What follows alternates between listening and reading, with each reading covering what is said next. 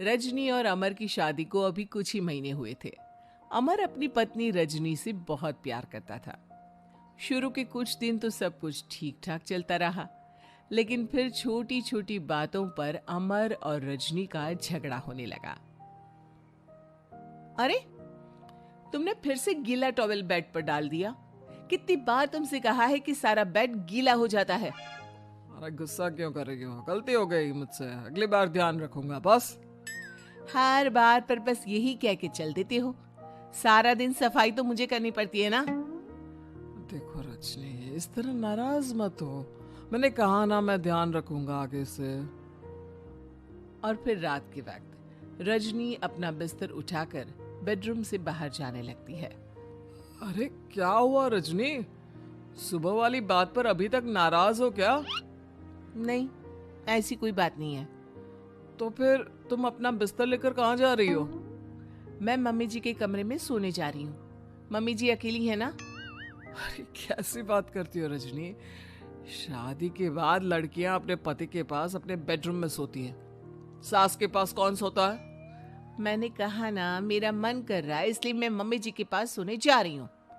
अरे रजनी, मेरी बात तो सुनो यार। मेरा भी तो मन करता है ना तुमसे प्यार करने का, तुम्हारे साथ रहने का।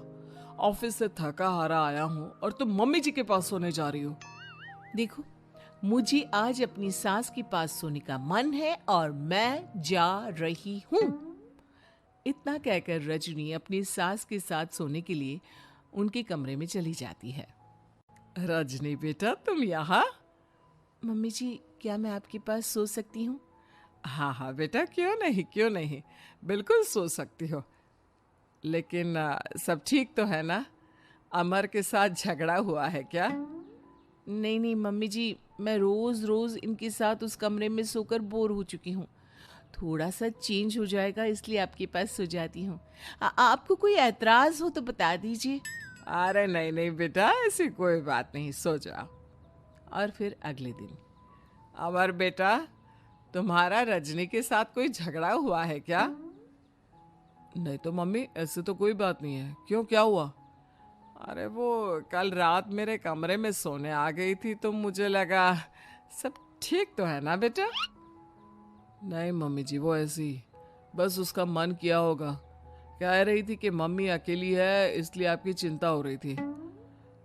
पर अगली रात को फिर से रजनी अपना बिस्तर उठाकर सास के कमरे में पहुंच जाती है। रजनी बेटा, आज फिर से मेरे पास सोने आ गई। मम्मी जी, आपको मेरा अपने पास आना अच्छा नहीं लगता? अगर ऐसी बात है तो मैं बाहर ड्राइंग रूम में चली जाती हूँ। अरे नहीं नहीं बेटा, ऐसा कुछ नहीं है। पर अमर अपने कमरे में अकेला होगा ना? अरे, तो वो कौन से 6 महीने के छोटे दूध पीते बच्चे हैं? उनको डर थोड़ी ना लगता है। इतने बड़े हो गए हैं, 1-2 दिन अकेले सो लेंगे तो कुछ बिगड़ नहीं जाएगा। और इस तरह फिर तो ये रोज की बात हो गई। रजनी रोज अपना बिस्तर उठाती, अपनी सास के पास आकर सो जाती। सास उससे कुछ इसलिए नहीं कहती है क्योंकि उसे लगता है कि बहू बुरा मान जाएगी। एक दिन सुबह सुबह, मॉम, मेरे लिए चाय बना दो, ऑफिस जाने का टाइम हो रहा है। अरे बेटा, तो रजनी से क्यों नहीं कह देते? मुझे उससे बात करने का बिल्कुल भी मन नहीं है। अरे आखिर क्या बात है बेटा, तुम इतने उदास क्यों लग रहे हो? देखो ना माँ, आजकल रजनी का बिहेवियर मुझे कुछ समझ में नहीं आ रहा। रोज रात को आपके पास आकर सो जाती है। अगर उसे मेरी परवाह नहीं तो मुझे भी कोई फर्क नहीं पड़ता। अमर गुस्से में ही घर से ऑफिस चला जाता है।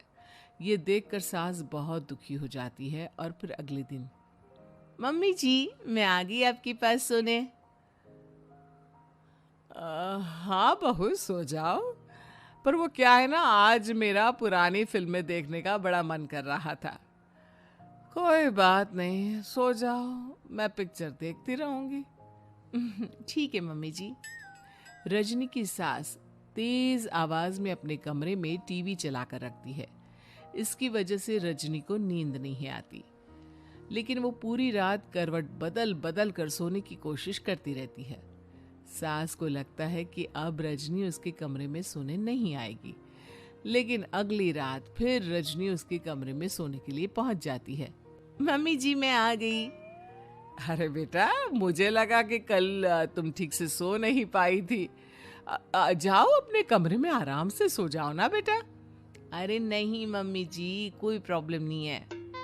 इतना कहकर रजनी फिर से अपनी सास के कमरे में सो जाती है। आधे घंटे बाद, बेटा जरा मेरे पैरों पर तेल तो लगा दे। ठीक है मम्मी जी।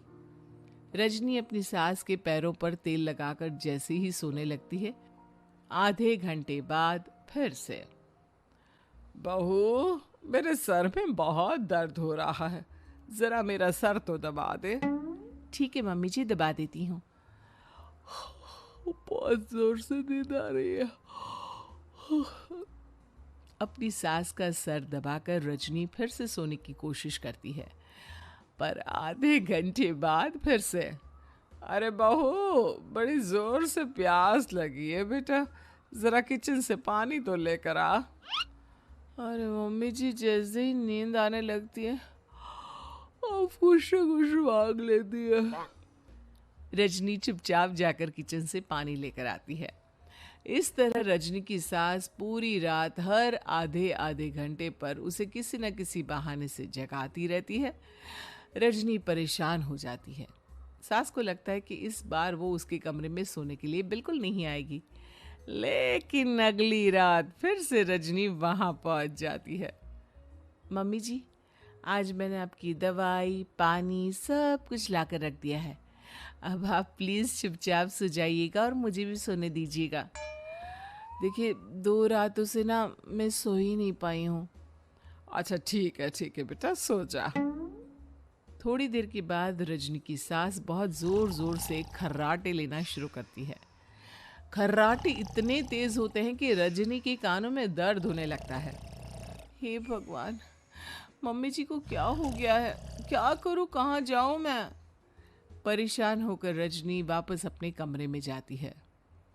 रजनी, आज तो बहुत दिनों के बाद अपने बेडरूम में सोने आई हो। आ जाओ। वैसे भी तुम्हारे बिना मेरा मन नहीं लगता। क्या करती, तुम्हारी मम्मी के खर्राटों ने तो मेरी नींद उड़ा कर रखी है। अब मुझे यहीं पर सोना पड़ेगा। अगली सुबह, अरे रजनी बेटा, रात को कहाँ चली गई थी? मैं तुम्हें कितना ढूंढ रही थी, मैं तो डर ही गई थी। मेरी बहू न जाने कहाँ चली गई। कहाँ जाती मम्मी जी, अपने कमरे में गई थी। और आजकल ना आप मुझे जानबूझकर बहुत परेशान करती हैं। अगर मुझसे कोई गलती हो गई हो तो सीधे सीधे क्यों नहीं कह रही हैं? 3 रात हो गई है, मुझे ठीक से नींद भी नहीं आती। रजनी, ऐसे क्यों बात कर रही हो? मम्मी ने क्या कर दिया? आप अपनी मम्मी से क्यों नहीं पूछते? मैं बहू हूं तो क्या इसका मतलब ये है कि दिन भर काम करो और रात में भी चैन से ना सो? रजनी बेटा, बड़ी नादान हो। इसीलिए तो जानबूझकर मैं ये सब कर रही थी, ताकि तुम अपने पति के पास जाकर अपने बेडरूम में सो जाओ। शादी को सिर्फ 6 महीने हुए हैं और तुमने मेरे कमरे में आकर सोना शुरू कर दिया। यह तुम्हारी शादीशुदा जिंदगी के लिए अच्छी बात थोड़ी ना है बेटा। मम्मी, तो क्या आपने जानबूझकर ये सब किया था रजनी को समझाने के लिए? अरे तो और क्या करती? दुनिया की पहली बहू है ये, जो पति को छोड़कर सास के साथ सोने चली थी। इसीलिए मुझे इसके लिए थोड़ा बुरा बना।